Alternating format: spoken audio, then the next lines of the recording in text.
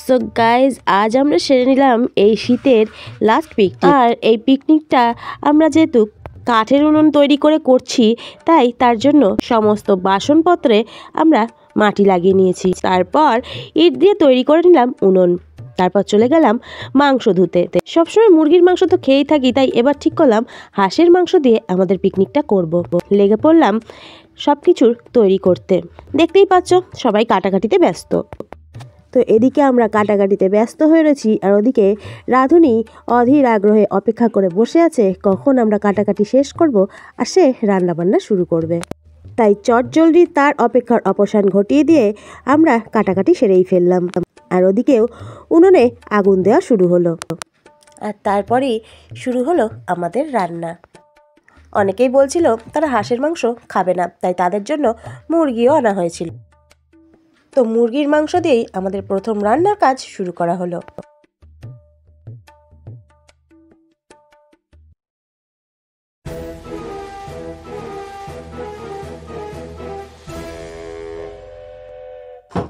এদিকে সবাই রান্না করতে ব্যস্ত, আর একজন এদিকে নাচতেই ব্যস্ত।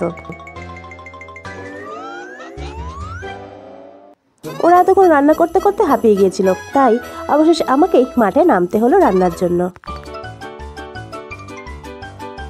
আমরা সবাই রান্নায় ব্যস্ত আছি দেখে বাচ্চা পার্টিরও কাজে যোগ দিল। তারা বসে গেল স্যালাড কাটার জন্য।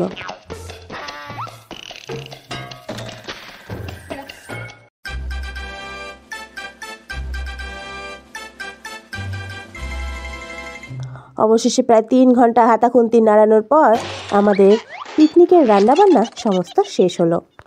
তো তোমরা দেখে নাও পিকনিকে আমরা ঠিক কী কী রান্না করেছিলাম।